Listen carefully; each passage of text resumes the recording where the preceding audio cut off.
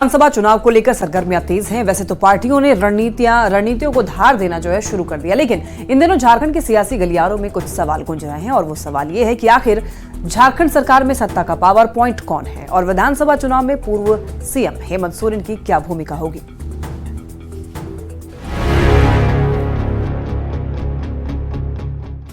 झारखंड के पूर्व सीएम हेमंत सोरेन के जेल से बाहर आते ही प्रदेश का राजनीतिक पारा चढ़ने लगा है। विधानसभा चुनाव में हेमंत सोरेन की भूमिका को लेकर भी कई तरह के कयास लगाए जा रहे हैं। सियासी गलियारों में सवालों और दावों का दौर शुरू हो गया है।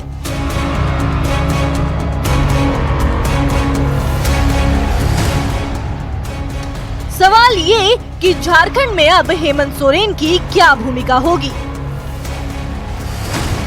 हेमंत सोरेन सरकार में या संगठन में भूमिका निभाएंगे। राज्य में सत्ता का पावर पॉइंट किसके पास होगा। क्या विधानसभा चुनाव के पहले बड़ा उलटफेर होगा। 2 जगह नहीं 3 जगह बढ़ जाएगा। एक अभिमान फिल्म भी था अमिताभ बच्चन और जया बच्चन का, वो दिखेगा नहीं लेकिन अंदर से चलेगा, बाकी बाहर से जो दिखेगा तो दिखेगा। तो चंपई चचा अब कितना दिन रहेंगे। अब टाइगर कौन है। एक टाइगर जो जनता ने दिया है नाम चंपई सोरेन जी को, और एक टाइगर जो अभी उनके समर्थक इनको दे रहे हैं। तो एक जंगल में 2 तो शेर नहीं रहता है। बीजेपी भले ही प्रदेश सरकार और इंडी गठबंधन पर सवालों के तीर दाग रही हो, लेकिन हेमंत सोरेन के जेल से जमानत मिलने के बाद इंडी अलायंस काफी उत्साहित है। विधानसभा चुनाव से पहले हेमंत सोरेन का बाहर आना गठबंधन के लिए डबल डोज से कम नहीं। यही वजह है कि गठबंधन के नेता बीजेपी के सवाल का जवाब भी अपने अंदाज में दे रहे हैं।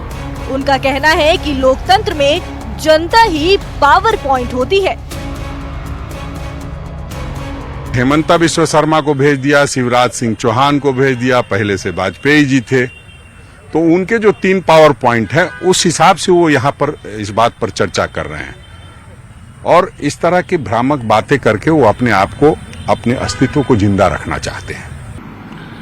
लोकतंत्र में पावर पॉइंट जनता होती है और जनता के आकांक्षा अनुरूप नेतागण नीतियां तय करते हैं और उन तक पहुंचाते हैं। तो लोकतंत्र का जो पावर पॉइंट है वो जनता है। हेमंत सोरेन के जेल जाने के बाद सत्ता की कमान चंपाई सोरेन ने संभाली थी। हेमंत सोरेन की वापसी के बाद कुछ लोगों को सत्ता के सिंहासन पर भी हेमंत सोरेन की वापसी दिख रही है। वैसे तो राजनीति में कुछ भी असंभव नहीं है, लेकिन जानकार ये बताते हैं कि चंपाई सोरेन सरकार और हेमंत सोरेन फिलहाल संगठन की बागडोर संभालेंगे। रांची से न्यूज़ 18 संवाददाता अविनाश कुमार की रिपोर्ट।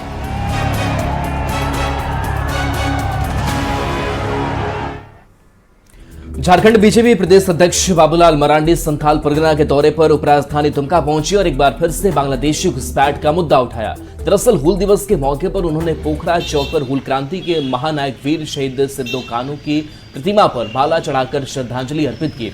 इस दौरान उन्होंने संथाल परगना की बदलती डेमोग्राफी को लेकर सवाल उठाया। मांग करते हैं सरकार स्पेशल टास्क फोर्स गठित करके और पूरे मामले की जांच करनी चाहिए कि आखिर इतनी बड़ी संख्या में ट्राइबल कैसे कम हुआ और किसकी आबादी कम हुआ, किसकी आबादी बढ़ा है, किस रफ्तार से, उसका कारण क्या। हमें इस कारणों की हम तलाश नहीं करेंगे। जिस प्रकार से पहाड़िया जनजाति बिल्कुल आज कम होती चलेगी, उनकी आबादी बहुत ही नगण्य है, तो ये बड़ा अलार्मिंग सिचुएशन। चलिए अब हम आपको बताते हैं कि आखिर बार बार संथाल परगना के डेमोग्राफी की बात क्यों होती है और क्यों बांग्लादेशी घुसपैठ की यहाँ की सबसे बड़ी समस्या कहा जाता है। देखिए, दरअसल संथाल परगना के कुछ जिले बांग्लादेश सीमा से महज 40 से 50 किलोमीटर की दूरी पर हैं। इसलिए बांग्लादेशी घुसपैठियों के लिए झारखंड में घुसपैठ करना बेहद आसान होता है। घुसपैठिए न सिर्फ घुसपैठ करते हैं बल्कि यहाँ शादी कर अपना कुनबा भी बढ़ाते हैं। आंकड़ों पर नजर डालें तो संथाल परगना के साहिबगंज और पाकुड़ जिलों में आदिवासियों के मुकाबले मुस्लिम आबादी ज्यादा बढ़ी है। अब देखिए जनसंख्या के आंकड़ों पर अगर नजर डालें तो साल 2001 की जनगणना में साहिबगंज की कुल आबादी 9,27,000 थी। इसमें मुसलमानों की आबादी 2,70,000 थी। 2011 की जनगणना यानी कि 10 साल बाद साहिबगंज की कुल आबादी 11,50,000 में मुस्लिम आबादी 3,08,000 हो गई, जो 1/3 से थोड़ा ही कम है। पाकुड़ की हालत तो और ज्यादा बदतर है। 2011 में पाकुड़ जिले की कुल आबादी 9 लाख थी, जिसमें 3,23,000 मुसलमान थे, जबकि 10 साल पहले यानी कि 2001 में पाकुड़ में मुस्लिम आबादी महज 2,32,000 थी। हूल दिवस के मौके पर झारखंड सरकार की ओर से कार्यक्रम का आयोजन किया गया। साहिबगंज में आयोजित इस कार्यक्रम में सीएम चंपाई सोरेन ने राज्यवासियों को करोड़ों की सौगात दी। कार्यक्रम में पूर्व सीएम हेमंत सोरेन और उनकी पत्नी कल्पना सोरेन भी मौजूद रहे। भोगनाडीह में हुए कार्यक्रम में सीएम चंपाई सोरेन ने 177 करोड़ 41 लाख की लागत से 231 योजनाओं का शिलान्यास किया और 122 करोड़ की लागत से 65 योजनाओं का उद्घाटन किया। साथ ही सैकड़ों लाभुकों में परिसंपत्तियों का भी वितरण किया। उन्हीं का नेतृत्व में जो नादेशी सरकार बना है, इसलिए कभी उन लोग ये आवाज, गरीबी का आवाज, यहाँ का दलित का जो बात करेगा, आदिवासी का बात करेगा, कभी उसको लोग चैन से नहीं रहने देता है। जो देश में परिस्थिति बनी है, जो विपक्ष को का जो जमात इकट्ठा हुआ है, उनके खिलाफ महागठबंधन ने भी एक अपना हूल क्रांति करने का निर्णय लिया है। इन सामंती सोच वाले, मनुवादी सोच वाले लोगों को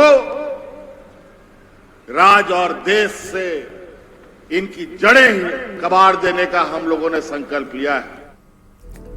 खबर वैशाली से है, जहां बाजार से घर लौट रहे पिता और उसके 2 बेटों पर फायरिंग की गई। गोलीबारी में पिता गंभीर रूप से घायल हो गए, जबकि दोनों मासूम बच्चे घायल हैं। घायल पिता को 3 गोली लगी है और उसे बेहतर इलाज के लिए पीएमसीएच रेफर कर दिया गया है, जबकि दोनों बच्चों का निजी नर्सिंग होम में इलाज किया गया।